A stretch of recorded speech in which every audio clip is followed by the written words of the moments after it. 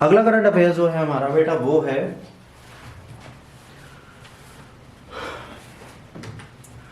मालवा नहर परियोजना। मालवा नहर प्रोजेक्ट क्या है, ये कहाँ से आया, इसके बारे में आज हमें जानना है। ये जो मालवा नहर परियोजना है ये क्यों आई, कहाँ से आई, कैसे आई और इसका न्यूज़ में इतनी महत्ता क्यों है, इसके बारे में जानते हैं।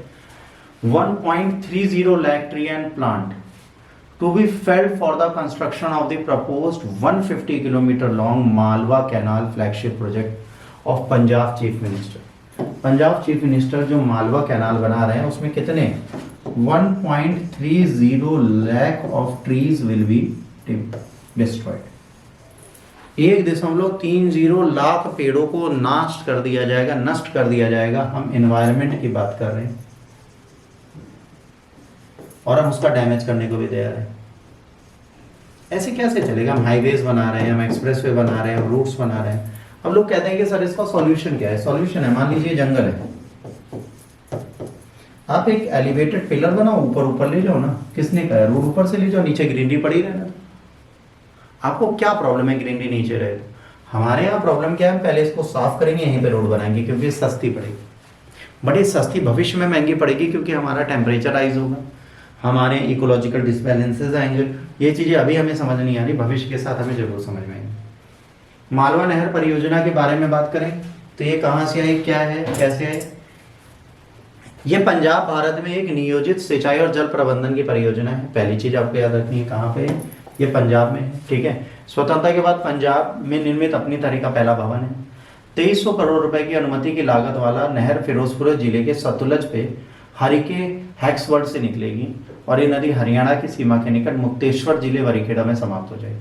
सरहिंद फीडर और राजस्थान फीडर नहरों के समांतर हरियाणा के पूर्व की ओर बहे।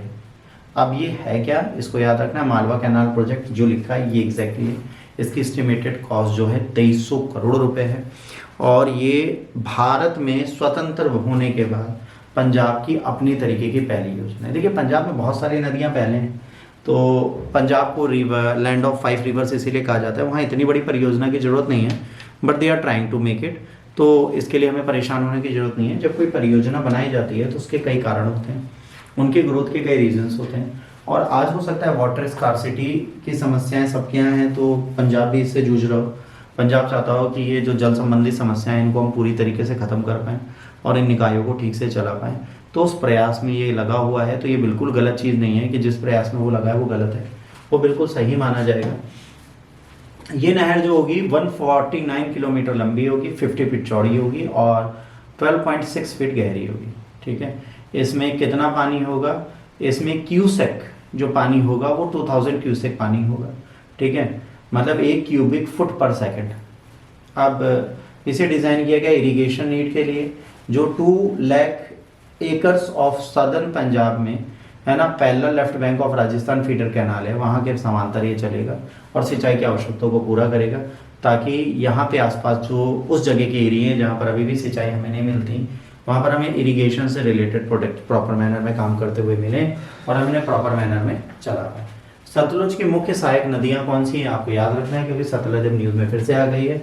इसकी है बास्पा, स्पीति, है ना, नोगली कांड, सोन रिवर, ये सारी बड़े इंपॉर्टेंट हैं। और सतलुज रिवर एलोकेट किया गया है इंडस वाटर ट्रीटी के तहत भारत को। एक इंडस वाटर ट्रीटी हुई थी जिसमें 6 रिवर्स जोड़ी गई थी, ठीक है, जिसमें झेलम, चेनाब और सिंधु, इनकी नदियों का पानी कौन लेता है? पाकिस्तान। बाकी जो हमारे पास है वो हमारे पास। तो ये नदी सतलज, रावी, व्यास हमारी हैं, इनमें जो भी पानी है वो हमारा होता है और इनका प्रयोग हम ही लोग करते हैं। आइए अगला लेक्चर पढ़ते हैं। अगला है दुर्गादी फोर्ट। ये दुर्गादी किला है कहाँ, क्या है, क्यों न्यूज़ में आया, दुर्गादी फोर्ट किस तरीके से हमारे लिए काम करते हुए दिखता है, इसको न्यूज़ में लाने का क्या कारण था, तो आइए इसके बारे में पढ़ते हैं। 48 साल के बाद कल्याण सिविल कोर्ट ने डिसमिस किया है suit of Muslim trust claiming ownership of ईदगाह inside the historical Durgadi fort of Kalyan ruled in the favour of state government. यहाँ पर एक बार क्या हुआ, एक मुस्लिम ट्रस्ट ने क्लेम किया था कि इसके अंदर का ईदगाह है वो हमें दे दिया जाए, और ये बहुत फेमस किला है दुर्गादी किला। तो सरकार के पक्ष में फैसला सुनाया गया, इन्होंने कहा नहीं भैया ये चीज़ हम आपको नहीं दे सकते, आपके लिए नहीं है। महाराष्ट्र के मुंबई में कल्याण के पास स्थित है ना, उल्हास नदी के तट पर इस किले के आसपास के परिदृश्य और कल्याण बहुत अच्छे हैं। ये बैंक रिवर है, उल्लास रिवर उसके आसपास बना हुआ है, ठीक है। यहाँ पे कल्याण प्राचीन काल से सबसे व्यस्त जंक्शन और प्रमुख स्थान रहा है। सातवाहना काल के अकॉर्डिंग इसमें बहुत इंपॉर्टेंट फोर्ट्स और डॉकयार्ड्स बनाए गए थे, तब से ये बहुत ज़्यादा न्यूज़ में रहा है और हमारे लिए इम्पोर्टेंट रहा है, ठीक। इसके बाद दुर्गादी किला जो है 24 अक्टूबर 1965 को शिवाजी महाराज ने आदिल शाह से कल्याण और भिंडवी लिया था। ये किसने लिया था? शिवाजी महाराज ने लिया था आदिल शाह से। उन्होंने कल्याण के समर्थन के लिए खाड़ी के पास एक किला बनवाया और जहाज बनाने के लिए गोदी के रूप में काम किया। इन्होंने क्या किया, एक डॉकयार्ड बनवाया जहाँ से हमें क्या करना है, शिप्स बनाना है। The fort is named after goddess Durga, इसका नाम गॉडेस दुर्गा के नाम पर रखा गया है। फोर्ट के हिस्टोरिकल वैल्यूज हैं, मिलिट्री स्ट्रेंथ बहुत थी, कई सारे पीरियड तक इंडियन हिस्ट्री के लिए बहुत इंपॉर्टेंस चीज़ें अपने लिए रखा रहा है।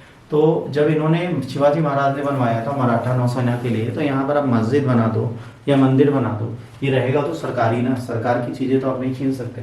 अब यहाँ पे छत्रपति शिवाजी महाराज आ गए दुर्गादी टेम्पल में, तो भैया इनके बारे में याद रखना पड़ेगा। मराठा साम्राज्य इन्होंने ही बनाया था, पहली चीज़। 19 फेब 1630 को पैदा हुए थे। साजी भोसले और जीजाबाई के पास, ठीक है, जोनार में जो पूना डिस्ट्रिक्ट में था, बहुत ग्रेट एडमिनिस्ट्रेटिव स्किल्स थी। आदिल शाह सल्तनत बीजापुर की जाती है, धीरे धीरे ये बहुत बड़े बनते हैं, मराठा एम्पायर बनाते हैं। और यही रणनीतिक रूप से इतने आगे थे कि जब ये थे तो औरंगजेब इनसे डरता था। औरंगजेब के डरने का कारण शिवाजी महाराज थे, क्योंकि शिवाजी महाराज एक बहुत बड़ी शक्ति बनकर उभरे थे। इसके बाद अगला हमारा था सुल्तानपुर राष्ट्रीय उद्यान। सुल्तानपुर नेशनल पार्क कहाँ है? ठीक है, कितना सुंदर लग रहा है सुल्तानपुर नेशनल पार्क। अगल बगल घर है, बीच में नदी है, नदी में बहुत सारी चिड़ियाँ हैं और दे आर फ्लाइंग। तो ये जो चिड़ियाँ उड़ रही हैं, इनके बारे में आज हम बात करने जा रहे हैं यहाँ पर। तो additional chief secretary of the forest and wild life ने डिस्ट्रिक्ट एडमिनिस्ट्रेशन को कहा है इलीगल कंस्ट्रक्शन जो सुल्तानपुर नेशनल पार्क के आसपास आया है, इसके बारे में हमें बताइए। सुल्तानपुर में इस नेशनल पार्क के आसपास बहुत सारे इलीगल कंस्ट्रक्शन हुए हैं, तो इन्होंने कहा है कि भैया आप हमें बताइए ना ये सारे हुए कैसे, ठीक है। अब इन्होंने कहा भैया अगर ये हुए तो कैसे हुए और हुए तो क्यों हुए, इसके एक रीजंस को आप हमें क्लियर करिए, उसी के अकॉर्डिंग हम सारे काम को करेंगे। सुल्तानपुर नेशनल पार्क दिल्ली से 46 किलोमीटर दूर हरियाणा के गुड़गांव जिले में, कहाँ पर है? हरियाणा के गुड़गांव जिले में है। पूर्व में सुल्तानपुर पक्षी अभयारण्य है, ठीक है, सुल्तानपुर बर्ड सेंचुरी है जो 1.42 स्क्वायर किलोमीटर पे है ना। मार्शी लेक्स है और फ्लड प्लेन है। यहाँ पर क्या होता है, बाढ़ बहुत आती है, तो फ्लड प्लेन पे वैसे भी कंस्ट्रक्शन करना इलीगल है, क्योंकि वहाँ पे अगर आप कंस्ट्रक्शन करेंगे तो भविष्य में आपको समस्या होंगी, तो फ्लड प्लेन पे कोई भी कंस्ट्रक्शन नहीं हो सकता। इसमें 1.21 स्क्वायर किलोमीटर का मेन एरिया है और सुल्तानपुर झील इसमें शामिल है। सबसे बड़ी बात, ये सुल्तानपुर झील सीजनल फ्रेश वाटर वेटलैंड है जिसका वाटर लेवल पूरे साल घटता बढ़ता है। शैलो लेक है ना, जिसमें रिवर यमुना का आता है गुड़गांव के कैनल से जो फ्लो करती है नेबरिंग एग्रीकल्चर लैंड में। इसे एज अ रामसर साइट डाला गया है। वेटलैंड इंटरनेशनल इंपॉर्टेंस का है। आइडेंटिफाई किया गया important bird area for by the bird life international. Bird life international है क्या, बड़ी इंपॉर्टेंट हमारे लिए है फ्योना। अब फ्लोरा यहाँ पे क्या है, vegetation topical dry deciduous forest पाए जाते हैं, यहाँ पे ग्रास पाई जाती है, धूप पाया जाता है, खेर पाया जाता है, तेंदू पाया जाता है, जामुन पाया जाता है, नीम पाया जाता है, बेरबेरीज पाई जाती है और बबूल पाया जाता है। ये सारी प्रजातियाँ यहाँ पाई जाती हैं, ये आपको याद रखनी पड़ेंगी एग्जाम के लिए। अगर फ्यूना की बात करेंगे तो फ्यूना में यहाँ पर क्या है, यहाँ पर बहुत सारे बर्ड्स आती हैं इस टाइम पर और बहुत सारी बर्ड्स यहाँ आके रहती हैं, जिसमें सबसे इम्पॉर्टेंट है common hoopoe, purple sunbird, black falcon, ये सब बहुत ज़्यादा यहाँ पर आती हैं। इसके बाद नीलगाय, सांबर, सियार, जंगली कुत्ता, लकड़बग्घा, भारतीय शाही, नेवला, ये सब यहाँ बहुत पाए जाते हैं। तो यहाँ पे फ्लोरा फ्यूना बहुत ज़्यादा डेवलप है। रामसर साइट क्या होती है इसके बारे में आपको पता होना चाहिए। रामसर साइट जो इंटरनेशनल होती हैं और क्या होती हैं, वेटलैंड्स होते हैं, इनको डाला जाता है। रामसर कन्वेंशन के लिए बहुत ज़्यादा टाइट रूल्स एंड रेगुलेशंस हैं जिनको हमें फॉलो करना चाहिए। आर्द्र भूमि पे रामसर कन्वेंशन जब बनाया जाता है तो हमें देखना है कि इसका हम संरक्षण कैसे करेंगे। और ये अंतर सरकारी संधि है, एक इंटर गवर्नमेंटल है, तो इंटर गवर्नमेंटल है तो मतलब हर एक कंट्री की सरकार ने आपस में साइन किए हैं कि इस चीज़ को इन्हें बचा के रखना है, तो इनको इसको बचा के रखना पड़ेगा। इसके बाद अगला न्यूज़ हमारा है Tata institute of social sciences. Tata institute of social sciences TISS news में क्यों है, इसको समझने की हमें ज़रूरत है। सोशल साइंस में आपको पता है हिस्ट्री आती है, ज्योग्राफी आती है, साइंस टेक आती है, साइंस हिस्ट्री आती है, ज्योग्राफी आती है, पॉलिटी आती है, पॉलिटिकल साइंस आता है, साइकोलॉजी आती है, फिलोसफी आती है, ये सारे सोशल साइंस के सब्जेक्ट होते हैं। तो सोशल साइंस में सिलेक्शन कमेटी ने कंडक्ट किया पर्सन इन पर्सन इंटरव्यू, और इन्होंने कहा है 10 लोगों को इन्होंने चूज़ करना है यहाँ पे पढ़ाने के लिए। अब ये मुंबई में एक खुद का एक रिसर्च सेंटर है और पब्लिक फंडेड रिसर्च यूनिवर्सिटी है, एशिया के ओल्डेस्ट इंस्टीट्यूशन है जो प्रोफेशनल सोशल वर्क एजुकेशन देती है। इसको 1936 में ब्रिटिश एरा के टाइम पर सर दोराभाई टाटा जी ने, है ना, graduate school of social work, है ना, जो सर दोराभाई टाटा जी के ट्रस्ट द्वारा किया गया था, ठीक है। अब इसको प्रयोग किया गया और 1944 में इसका नाम बदल के टाटा सामाजिक विज्ञान संस्थान कर दिया गया। पहले जब इसको बनाया गया था तो इसका नाम क्या था? इसका नाम था sir Dorabji Tata graduate school of social work, ठीक है। पहले इसका नाम यही था, फिर धीरे धीरे इसका नाम बदला गया और इसका नाम बदल के आज क्या कर दिया गया? Tata institute of social sciences. ये आपको याद रखना है। कब बदला गया? 1944। आपसे एग्जाम में जरूर पूछा जा सकता है, तो आप याद रखना 1944 में इसका नाम बदला गया और इसका नाम कर देगा Tata institute of social sciences. पहला नाम था सर दोराबजी टाटा ट्रस्ट का, क्या था? Dorabji Tata graduate school of social work. इस नाम को बदल के आज हमने ये नाम कर दिया, आपको ये ध्यान रखना है। अब 1964 में इसको डिक्लेयर किया गया डीम टू बी यूनिवर्सिटी। अब इसको यूनिवर्सिटी 64 में बनाया गया यूजीसी ग्रांट कमीशन द्वारा, ठीक है। अब ये क्या है?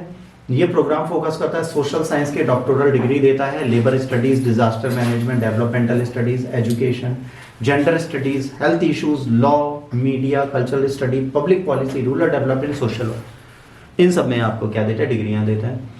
इंस्पेक्शन जब इसका हुआ तो फील्ड एक्टिविटीज देखी गई, रिस्पॉन्ड किया गया डिजास्टर जैसे partition of India, Bhopal disaster, Uttarakhand flood, इसके लिए इन्होंने बहुत ज़्यादा काम किया, ठीक है।